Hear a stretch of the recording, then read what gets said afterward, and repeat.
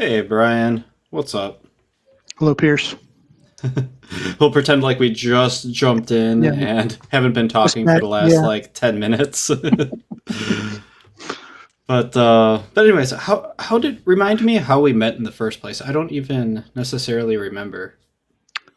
I think it was probably the compassionate epistemology server. Okay. Okay, that I makes was sense. introduced to that compassionate epistemology server, and I saw your content, started paying attention to your content, and I think, if I'm correct, I think you noticed my profile has my server in it, and you jumped in my server and we started talking. That's Yeah, what it was. Yep. yeah. Yep, I jumped in there. I was like, "Hey, this is a server." I collect servers. I'm a part of way too many servers, so. I am too. I'm with you. So All right. So I invited you on for an interview. You said that you kind of wanted to start making content that is more like interviews, and I think that's great. I think that's awesome.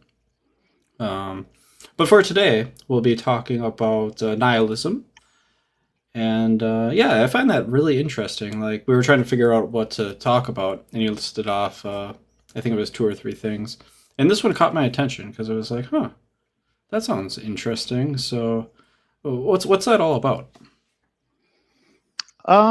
Well, it sticks out as contentious with me because I think most people, they hear nihilism, they have negative overtones, negative connotations that come along with it. Like, there's no meaning to life. Everything's screwed. It doesn't matter what we do. So we might as well just dwindle away and starve and die and all suffer and be depressed and whatever. I think that's a pretty typical notion of nihilism. I think my real deep dive into it was probably an interview that some other content creator did with Harvard philosopher Sean Kelly, and he talked about nihilism. Hmm. Went through the history, and then as I do when I dig into things, I start digging through all the history and reading about it, various subjects and topics, and I don't know where your audience is about understanding the roots of nihilism. What does nihilism mean? Like, the word nihil in itself is ancient Greek, Latin references to nothing, right? And so nihilism would be a belief in nothingness, or that there's no intrinsic meaning, value, truth. And I resonate with that. My particular attitude thinks that that's true. That's my belief that, but that doesn't mean we can't build meaning. That doesn't mean we can't build truth. It doesn't mean we can't, build morality collectively and still live. I do it successfully every day, with people, even being a self-ascribed nihilist in many ways. So, Okay. I'm gonna try to repeat back what I'm hearing and try to craft a definition with you. So you start off by kind of saying what it might not be, kind of like a straw man. I think that you said like no meaning to life, like that might be the straw man of nihilism, at least from your perspective. And what it actually means is that there's no intrinsic meaning, but you can create your own meaning. And I think that you tied that in with morality as well. Like morality is on the same kind of path. Like there's no intrinsic morality, but you can create your own. I would say that's the case. That that's where my foundations philosophically live today. Is that there is no, so something to be sort of stance independent moral, there would have to be consequences above and beyond the actions, you know, on the individual, or beyond the mind, or some ultimate consequence, which I don't believe Mhm. is evidence of existing. I'm not going to say it doesn't exist. I'm also sort of a perennial uh, agnostic, right? If we don't know something in certain areas, I don't assume we know it. I don't take leaps of faith. I don't, you know, I do have some things that I will assert as true, but I will admit that those things are beliefs and that my beliefs can be wrong. I believe I'm fallible, you know, Gotcha. so So, in order for there to be intrinsic meaning or intrinsic morality, there has to be an ultimate consequence where you've seen no evidence of an ultimate consequence. Therefore, Therefore, you're not confident that nihilism is not true, or whatever the opposite of nihilism is. Sure, yeah. And you could take it a step further with, with my foundations, like words and meanings of words put together are just intersubjective agreements. They're things that we've come to agreement on. There's no, the foundation is comes out of a lot of different roots of human behavior. Um, and to me, like, this is my representation of it. I don't, if it's another thing that I live by, is I don't like to force my own views on other people. I don't need other people to see the world as I do. For sure. So So, with nihilism being the case, no intrinsic meaning, how would you say that this is a belief that you're like confident in? Is this something you can assign a level of confidence to? no, it's something I use as a tool. It's a label. It's something I use to kind of helpfully communicate to people my philosophy and what I understand about Hmm. our existence. I don't Okay. necessarily, because, in real life, like, contemplating whether there is something beyond physics, thermodynamics, that just seems to pop out of nothingness, out of nowhere. There's a consideration that there could be something beyond it or not, but we don't Hmm. know for sure. So it's literally like, the meaning to me is there is no intrinsic meaning, and that is something I resonate with. I don't think there is an intrinsic meaning, that there are ultimate consequences to people's actions. I do like to Okay. hope that we can collaboratively work together and not kill each other and stuff like that. That'd be nice, right? So Why do you think this idea of there not being an intrinsic meaning, why does that resonate with you? because I haven't been able to have anybody prove to me that there is one in any regard. Hmm. Okay. I know that people have beliefs, and I know people have different understandings of what evidence is to them, and I acknowledge that different people weigh different things as evidence differently, with different weights to different degrees. In my particular view, I don't see any evidence of any ultimate consequences to actions. I mean, if I kill someone and I get away with it and then I die, I don't see any evidence that there's going to be some consequence after my death that I killed someone. Gotcha. You know, I don't want to kill people. Right. If that, so let's clear that up, right? Because that's usually where I get attacked is, oh, it doesn't matter then, all, it's going to be all chaos and things are going to fly off the handle. Well, no, I don't operate that way. in the probably the inverse is true, where like if you do all these great deeds, you're not expecting a reward. Okay. Exactly. Yeah. Okay. Yeah. Gotcha. I would also say I'm a determinist in that sense that, if hard determinism is true, if there's, if this is literally like, if in any moment I'm pretty much probably likely to make the same actions if we rewound time and let it run again, um, there's no purpose for a claim nor blame in that sense. It just, things are. And Like that it's is all kind of, mechanical. yes, it's mechanical, but it does go beyond that as well. We are machines of calculus. We calculate our futures to make sure that our futures are safe, and we have complex metacognitive abilities to make complex rationalizations of what we think will make us safer, what will, uh, Mm-hmm. or give us a meaning of success and fulfillment. Those things are all subjective. Mm-hmm. Okay. This concept of nihilism and there being no intrinsic meaning, is this a concept that is important to you? I think it's important to me, like anybody else, insofar as people understand where I come from. I do make my best attempts to understand and see things from other people's perspectives as well. So I'm not a celebratory person either, and I could talk about things like Christmas and birthdays, and I Hmm. don't need those things. So those things are as important to me as they are important to the people around me, if you Mm, will. So if it I hurts see. someone or people overall to contend with my thoughts and my ideas and my views of the world, I don't want anybody harming themselves over what I think.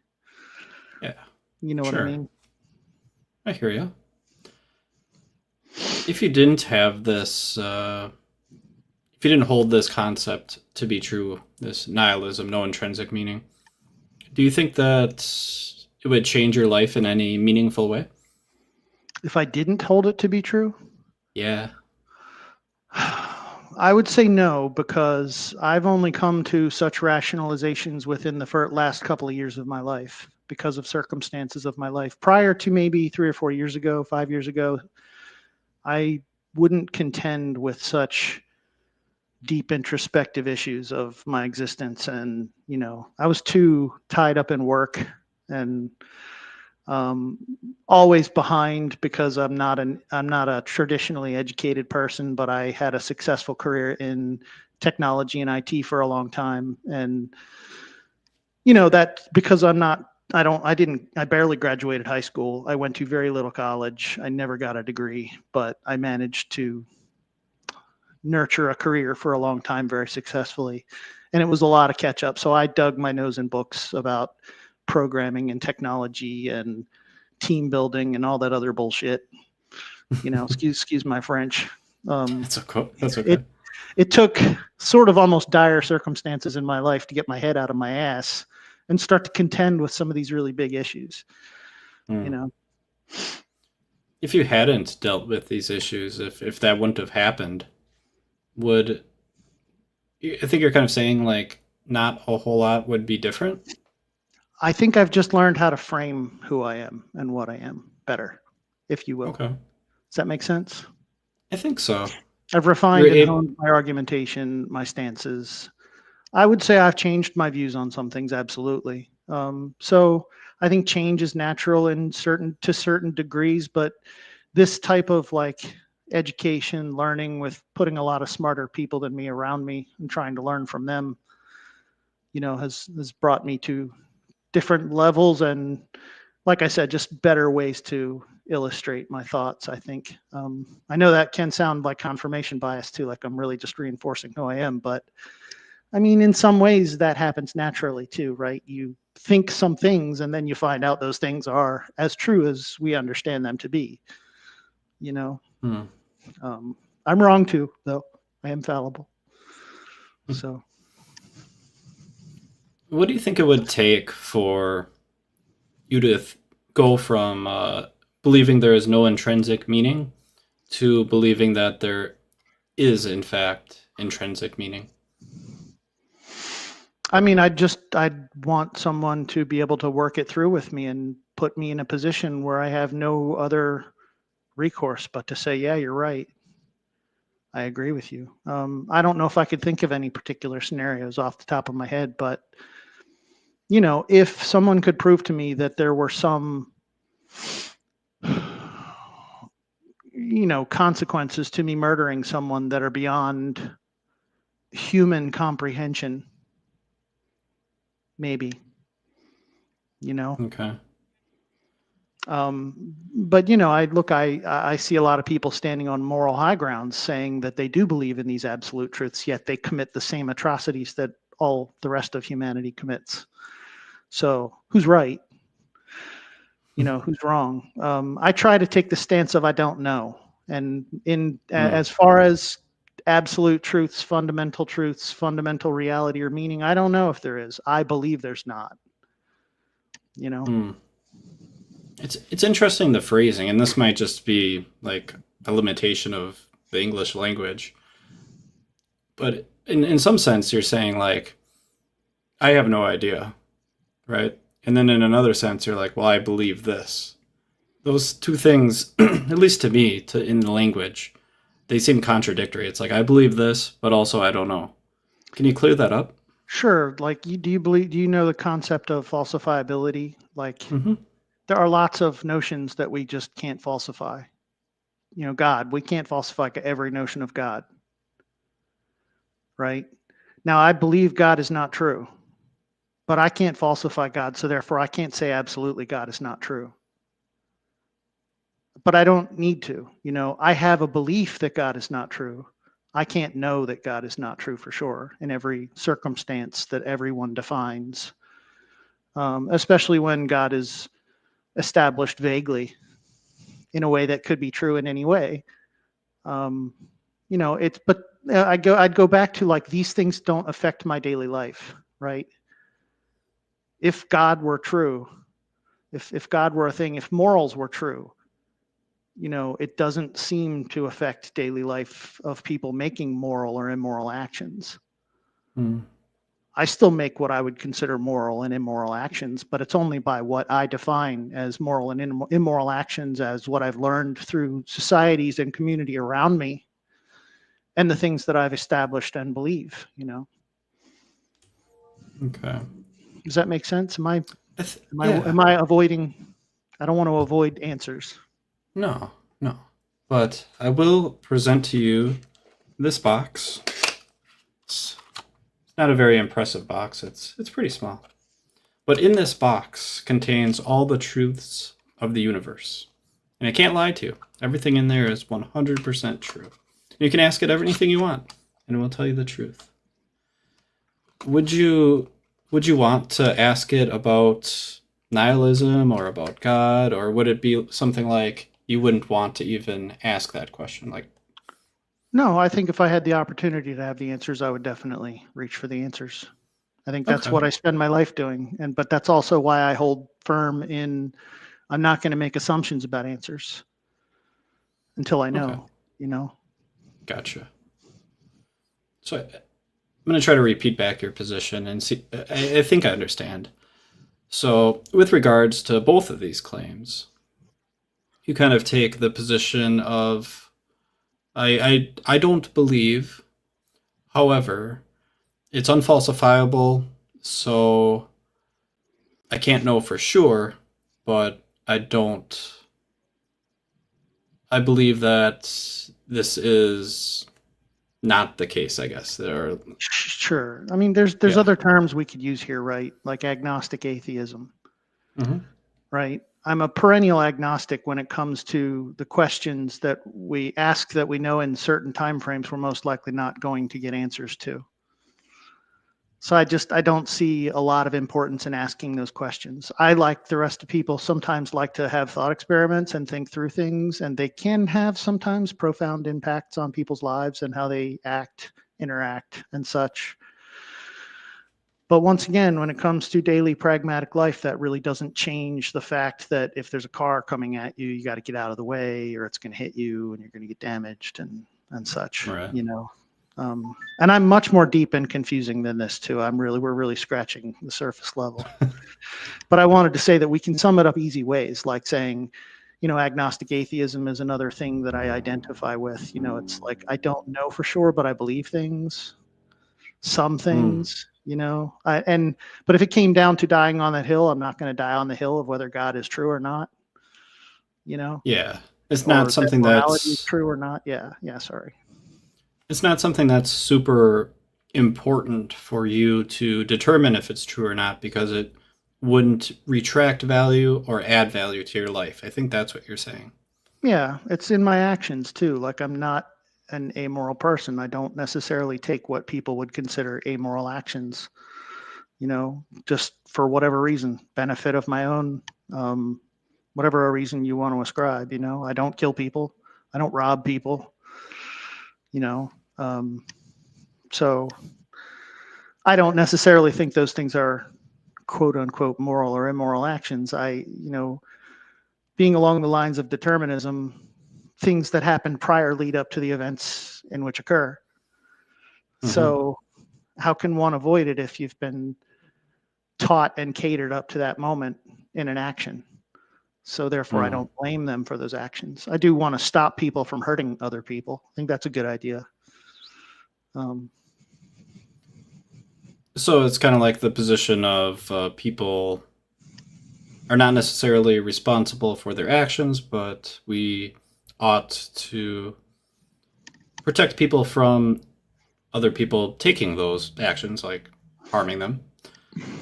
I Uh, wouldn't necessarily go so far to say people aren't responsible for their actions, right? hmm, okay. I mean, somebody murdering someone is responsible for their actions as I am not murdering someone. You know what I mean? There is a sense of culpability there, I think. There's a sense Okay. of agency, but that agency can be defined within a physically constrained universe, right? It's calculus. It's things that we've done since we were single-celled organisms. Is a single-celled organism have agency? Does it make a decision? Or was it really just exploiting the substances that were available and the electric currents that were available at the time? Are we really making a choice, or are we just having a complex reaction to all those same physical phenomenon that happen at those degrees? It's a good question. And I don't have that answer. I'm pretty sure that was rhetorical anyway. Yeah, kind of. I mean, look, I'm always open for answers and contending with them. And I ultimately like to say that if we can't, someone can't agree with me, we can always agree to disagree. I'm happy to always civilly agree to disagree on things. And I'm not saying that's what we're doing here. I think you get me. So, Yeah, I at least understand you. right. I don't know that I agree or disagree with you necessarily. I'm more of like, I don't know, man. That's kind of where I'm at. Yeah, I get that totally. I think I was like that for a long time. I don't, you look relatively younger to me. I'm getting up there. Like I'm over the hill. So, um, I lost my train of thought there. I'm sorry. Um, what were we just saying? You said I look young, you're over the hill, and you're referring to like figuring this crap out, basically. Yeah, I guess just time, experience, not saying that I'm more experienced than you or anyone else. Just, that's what's molded me to what I am. So, and again, a couple of years ago, I wouldn't be what I am. I wouldn't have contended with these things. So, I see a comment here, and I kind of like this question, I think. Um, can a belief in nothingness paradoxically guide one to a more authentic or liberated existence? And if that so, is, sorry, go ahead. how might this influence moral and existential choices? I think that's a great question, because often people want to say this to me and say that my quote unquote identification with nihilism in some ways is detrimental to me. But I got to say, it's been liberating, and mostly because I find fascination in the sciences, the hard sciences like physics, biology, evolution, all those kinds of things are where, so all the rest of this stuff, all this philosophizing around it is really just layers on the cake, right? It's the physics, it's the science that is the bread and butter to me. The physics and the science represents what we contend with on a day-to-day basis, that, there is an object there, looks like a chair that I sit on. If we didn't have nuclear forces, we'd fall right through that chair, but, otherwise we're sitting, right? I gotcha. So I think that's a great question. And I think it can, what was the rest of the question? Can it have I'll moral pop and it back up. existential implications? Yeah, certainly. I think some people have existential quandary when they start to contend with those, or dread. I think it is a normal thing. I experience a lot that when people think of nihilism, people think of no intrinsic meaning, or truth or morality that makes them, their whole world break, their whole worldview breaks. For me, it's been liberating once again to realize that my choices, my actions, within my capabilities within this universe, are what make me a moral creature, right? Hmm. Interesting. Um, if there was somebody with us who was on the other side of the aisle, and they were an anti-nihilist. Is that a word? I made it up, but you know what I mean. Sure. Language. I love language. Anyways, so they're an anti-nihilist, and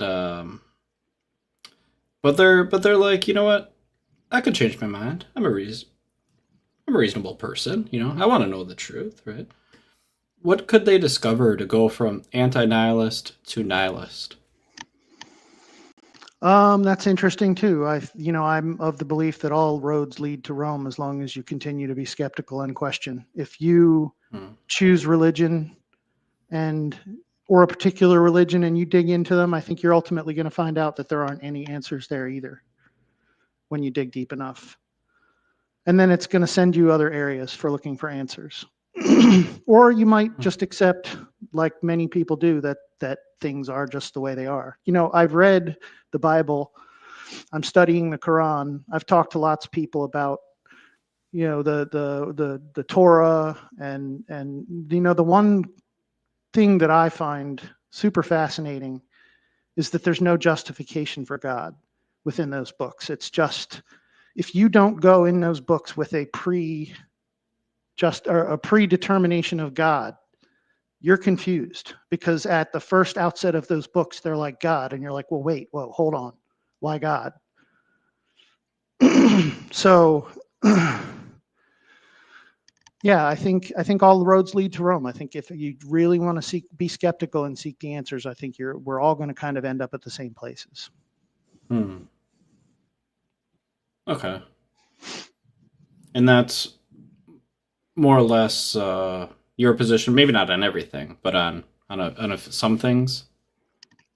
That's that's where Mm. everybody ends up, kind of with that. No, of course, people No. get stalled and stop along the way. I mean, you have to continue to be skeptical and continue to question and continue to seek the Sure. answers of, if you're just accepting that, for instance, morality exists, but you have no other reason to accept beyond the fact that you've taken that leap of faith that some fundamental morality exists, that's not seeking a question anymore. Why does it? Because there's, where's the evidence? Where's the evidence that backs it up? Hmm. And, how tangible is that evidence? Is that evidence that we have empirically, scientifically, or is this just things that lots of people have agreed to over time? Things of people have, society has agreed to lots of crazy things over time that have turned out to not be true. So it doesn't mean that can't happen again or isn't still happening now. Um, but once Okay. again, that's my view. All right. Um, I'm wondering how to peel back any more layers, and I'm not entirely sure how to at this point. I'm sorry. I really do. I have these conversations on a regular basis, on a daily basis, probably. Sure. To varying degrees, not always about nihilism, not always about existence, but about other topics. And so I apologize. It's my fault. I've honed my arguments quite a bit, and I've encountered a lot of these, rationalizations before. And when somebody asks me a question like, "What would be your evidence to make you believe in this versus what you believe in now?" It's like I try to contend with that, but some things are like, I don't know. I don't know what to tell you. What, like free will, for instance. Let's take free will for an example. Sure. A good science communicator I follow, love to death, is Robert Sapolsky. And I was asked at one point in time, what is that thing that could make you believe in free will? Were it found to be true? And I really couldn't contend with it, but I heard Robert Sapolsky come up with a good scenario. And he said, if you can find that neuron or group of neurons that acted freely in a moment without all the pre-existing electrical charges and chemicals and all the things that your body requires to run and all the previous things that have happened days, weeks, months, moments prior to that, and you could prove it acted independently of all of that, you've proven free will. That's a tall order. So yeah, it's a tall order, but it's still engaging with it. those are really hard Hmm. things to engage with, to say like what would get you to change your beliefs. Well, that's basically say, I'm giving you the answer that would turn my mind, but I've already Hmm. contended with the things that would change my mind, I think, for the most part, or a lot of it. Not saying that there isn't other stuff out there that I need to contend with, but Sure. you know, Yeah, I think that makes a lot of sense. I think that if that demonstration was, uh, if you could, if that could be demonstrated to you, I think that would be a very good reason to change your mind for sure. absolutely. Yeah, if I could go shake God's hand, absolutely, I'll believe in God. There you go. But then again, how do I know God's not a demon trying to fool me? It's a good I point. mean, I think by my nature, even if I met God, I would still question whether it was God or not, you know? So that's a tough one to contend with. Yeah. Yeah, I suppose. I think that's Descartes' demon. Mango had a interesting question in the Discord. I put it in here. What are your thoughts on absurdism? I think it's nihilism adjacent. Yeah, I think Camus was notorious for absurdism, right? And Camus' roots were in Nietzsche or Nietzsche, Sartre, all the ones prior who dealt with a lot of, you know, is God real? Is everything that we're living just stupid and absurd? And yeah, by some lenses, it absolutely is. So I can't really, it's another good tool. I don't choose that one. Um, Maybe that's just my own need to have some faith in humanity. Um, Don't ask me where I find that level of morality and nihilism. I'm not sure. Um, hmm. but if this is, I mean, yeah, sure. To take nihilism at its face, which many people do, and say, well, then there's no meaning and there's just no point. I would say that's a level of absurdism. Um, we have biological imperatives, right? We have to eat to continue. We Hmm. have to drink to stay hydrated. There's things that are, this might go a little deeper, but once you accept that there is an actual reality that we have to contend with, and once we're in that reality and contending with that reality, we have to make those choices as well. It's like we have to contend with which we're confronted. So, correct me if I'm wrong, but I think people who believe in this intrinsic meaning, if that was taken away from them, I think that they would believe that there would be no more joy in life. And I think what you're saying is, well, that's not true. I experience joy, right? Yeah, I wouldn't say that as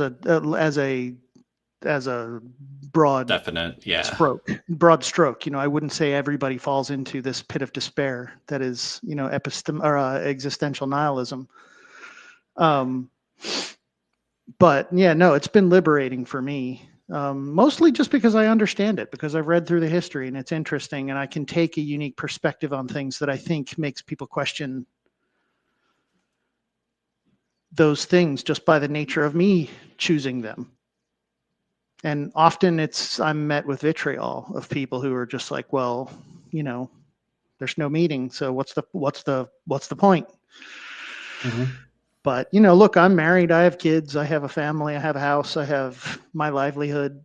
I've had a lot of good experiences in life. So I don't know, where's the morality not there in those things, Hmm. but that doesn't make them fundamental. It doesn't make them fundamental truths. It just means like I'm a living being and I have some biological imperatives. I think I want to live still. That's a whole other story in itself. We can save that for another day, maybe. Okay. Um, so let's just say right now I want to keep living. And I want my family, my kids to live. And I have also, funny enough, like I think this is something that a lot of other people don't embrace. Is something that like long-termism is. Even though I can't prove that existence is going to continue after I'm dead, I have hopes that live beyond my own existence. Hmm. the planet Gotcha. not dying and humanity continuing. Maybe that's a little anthropocentric. I know there's probably other life out there that may make these goals beyond us, but I don't know. There's something in it that says I want humans to do it, Hmm. and I think that's how I set my sort of moral targets in life. Like, if the goal is to preserve humanity, there's all these problems going on that are pretty much against that, Okay. right? So preserving humanity is kind of something, well, at least one of the things that kind of backs up this. I don't know if is morality the right word. I don't know if that's the right word. You know what I'm Yeah, getting at, though. yeah, Yeah. those are all gray terms, right? I mean, there is, if I say that to me, if there's no fundamental morality, morality is just what we're going to call it, what we're going to call it together.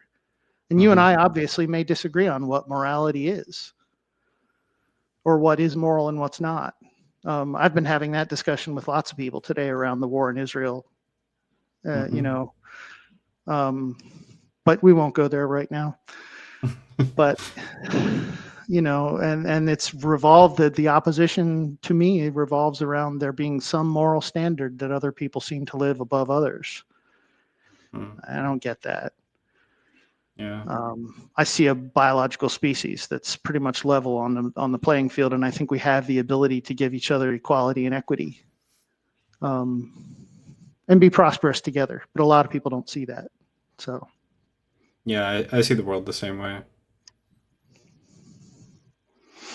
would you consider Kyle yourself had. a nihilist? I guess like I sorta Yeah. is agnostic nihilist a thing? Is that a thing? Agnostic nihilist. I mean, I always say I'm a perennial agnost. Like, if there's something we don't know, I don't make an assumption that I know it. You know, Hmm. that's just another way to classify things. I think we can intertwine words, but I think there's a lot of academics would jump in here and be like, "Wait, oh, ho, ho, ho, ho." Right. I'm not an academic by far. I'm learning a lot of these things from a lot of people who are a ton smarter than me, and Yeah. they've been a benefit in my life. So I've only learned how to articulate some of these things recently. And these words they only have meaning if we agree upon the definition. So you might call it something else, but I might call it that. I mean, It might mean the same thing. that is how language is formed, right? This is what a lot of Hmm. people don't want to accept also, that language is not this thing that is written in stone somewhere. People make up words and they become common usage through colloquial usage, and then they become written in sort of stone. Sometimes they go away, sometimes they come back, sometimes they get additional meanings, sometimes they lose meanings. This is the nature of language. I gotta tell you, Brian, at one time people actually did write in stone, though. So it might literally. No, they did. You're right. Absolutely. I agree. I know you didn't mean it that way. I like this question that Kyle asked, and you may have kind of answered it already, but we'll see here. If life has no inherent meaning, what motivates you to keep going or to choose certain actions over other actions? That's another good question. I like the question. I mean, look, I've built tons of meaning in my life. Some I might say ignorantly so. It just seemed to be the natural thing to do at the time. Um, but once again, after you start digging and contending with what that means, you come to realize that a lot of your foundations that you base your beliefs and understandings on are a house of cards. There's just no foundation underneath of them when you dig deep enough. But things that keep me motivated are those things that in my life I've made temporary choices that have had more permanent consequences, like getting married, like having kids, and I shift my moral turpitude according to my family and my children. Look, I'd love to say that I'm a group over the individual, collectivist, but it comes down to it. I'm going to save my family like anything else, like anyone else. And they are literally what keep me going on a daily basis. Hmm. Um, so, those are the meanings that I've built myself. And those are, I always say my kids are the greatest thing I've done in my life. So I can die a happy man. I like that. On that note, you want to call it a wrap? I want to end on a Sure. happy note. That was great. Yeah, I sure. love that. Absolutely. All right, Brian. This Thank was you for awesome, so man. much. Yeah, thank Thank you you so so much for much. having I the appreciate it. conversation. Thanks, chat, for helping me out. They kind of, Thanks I to kind the of audience leaned too. on them. Yeah. But yeah. Anyways, I'll play the outro and we'll call that that. Take care, man. Thank you so Yeah. much. You too.